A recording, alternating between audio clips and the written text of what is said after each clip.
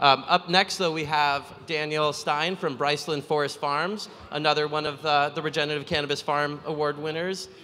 They grow amazing food and amazing cannabis. They really take care of the land, the forest systems, and community. So let's hear it for Briceland Forest Farms. And this is Taylor as well. Hey. Taylor got parked just in time, and I got away from our booth just in time, so we'll be a little flustered for a minute here. But as well, the PowerPoint is not the one intended for this presentation, but we came to talk about regenerative, and this talk is called the Regenerative Toolkit.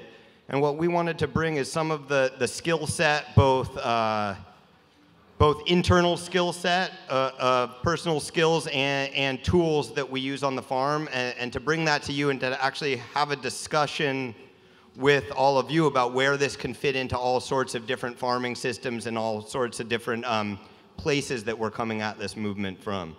So I just wanted to start it off by kind of redefining with each other what regenerative means, and just to what regenerative means to us is increasing biodiversity in our area, improving water quality and availability, regenerating topsoil, and as kind of a side effect, increasing the quality and decreasing the cost of the crops you're growing.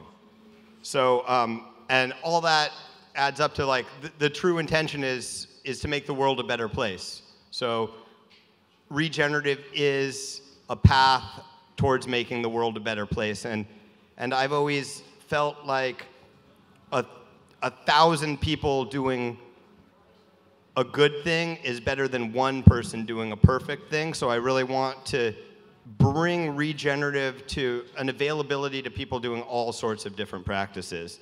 And, ooh, it is quite loud. I'm just gonna jump in real quick. I'm Taylor Stein, and we're doing the divide and conquer technique that Moongazer is gonna be familiar with as well. I just put the baby down for a nap and then rushed in here, so we're here, we're excited. And in addition to everything he said, we're also gonna talk about the gifts that come from this path, and it's every little step in that direction. You don't have to question it after you start going that way, the gifts and the affirmations of why it works and why it is so clearly the compass to follow. It's immediate and forever, and we see it more and more each year. So, yeah, we brought a bunch of carrots. We have a booth over there, and I've been sharing them with people walking by that are mostly just smelling herb. And they take a bite of the carrot, and you see their face light up. Like, it's not what they expect it to taste like. It tastes like a carrot.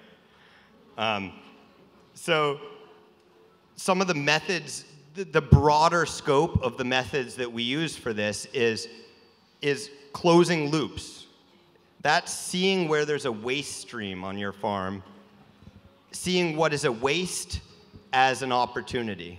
So you're closing loops to reduce waste and to reduce consumption, and bringing that full circle. Reducing soil disturbance, that's key, because what we're doing is believing in the soil's ability to find natural balance. When you go to the other extreme, doing chemical hydroponics, you are in charge of all of the balance, and I guarantee you are not as intelligent as the evolution of this planet.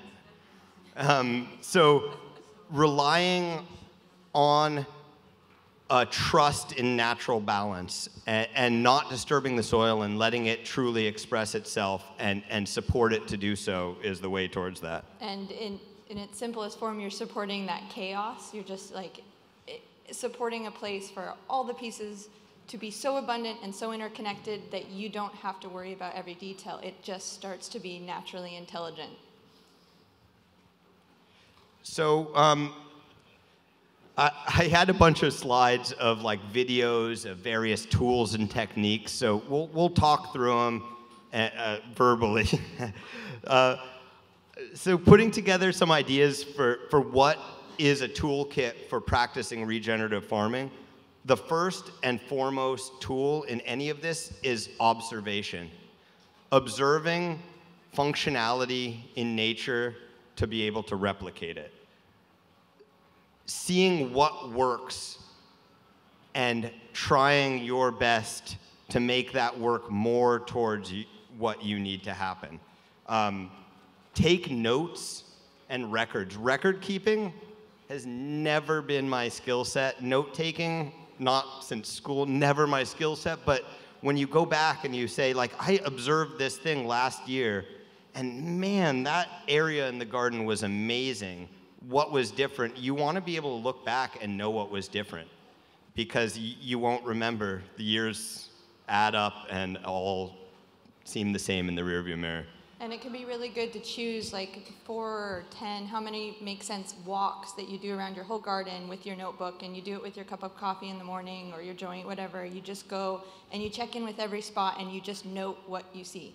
And when you have a binder of those notes and that relationship over time and place, it is amazing that you just see it in a way you can't each year. You get to see time, and you get to see the evolution of these practices in your space. So, secondarily, I need to get back to that. This has a bit of it. Compost making is a key foundation for us in our operation. Now, there's compost making on all different kinds of levels. Josh and Sandra were just here doing hugelkultur. They're making compost in place with hugelkultur.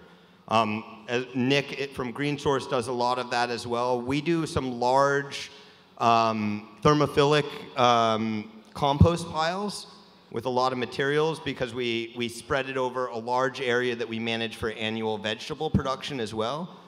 But researching, gaining skills on making quality compost can allow you to spread good biology far and wide in your farm, and that can be a seed for the change you want to see. What you can purchase as compost for the cost is really not that great. If you find good compost out there, it's going to cost you a lot of money if you're spreading it over an area. With the industry scaling up, the compost quality has gone down as they speed up production. So you will make better compost than you can buy right now.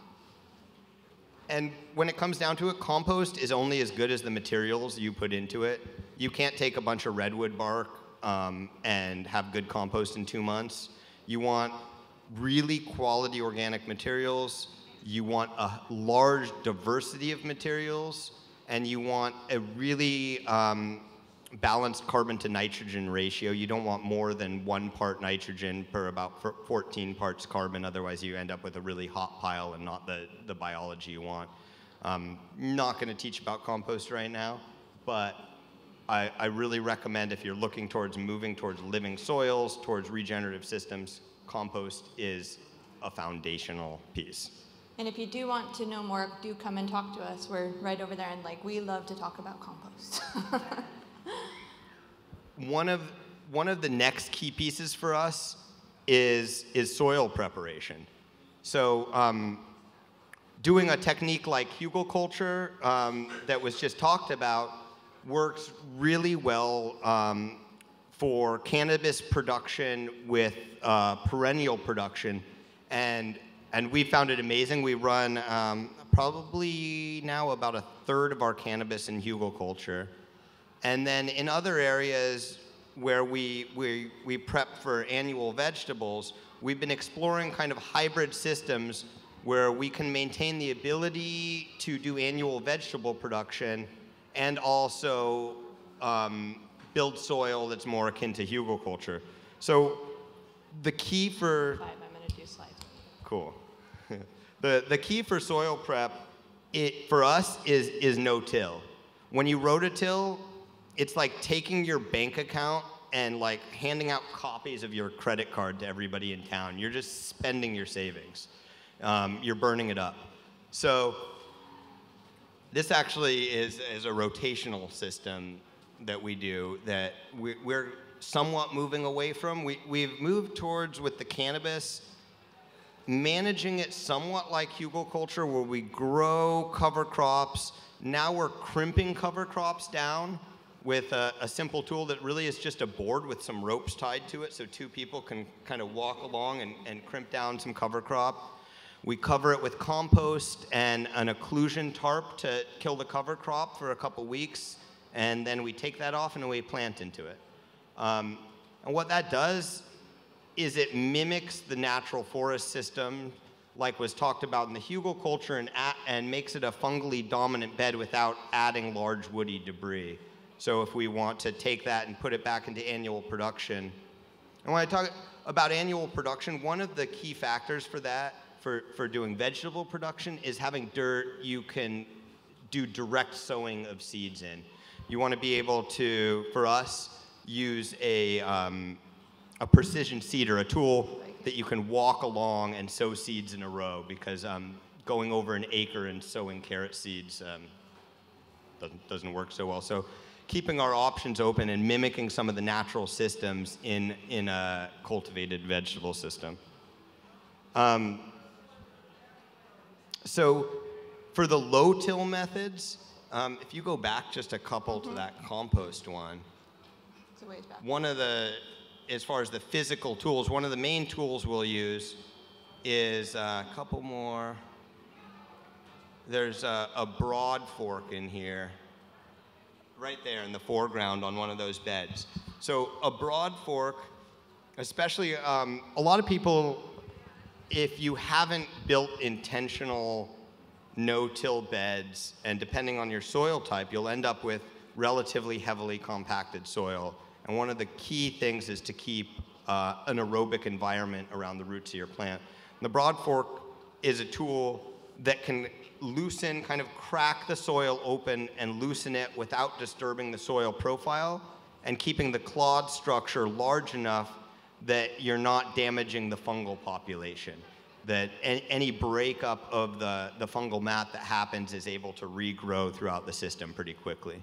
And then we also use a tool called a tilther that I see Johnny's seed represented here, is a great tool that's like, it's a slow speed rototiller that only goes about 1.5 inches onto the surface of the soil. And I think of this tool a lot when I think of people doing large-scale light dep operations where they're flipping for like 3 crops in a year, and every time they go through and they rototill this potting soil, when that's not necessary. You're just trying to get some integration of compost and amendments available to the next plants. So what the tilther does, it runs off a little battery-powered drill, so if you're in a hoop house, you can not breathe fumes. But it also, the only disturbance is in the organic horizon at the top. So you're mixing compost and organic material just into the most bacterially active surface of that kind of a cropping system, and not disturbing the roots and anything deeper in the system.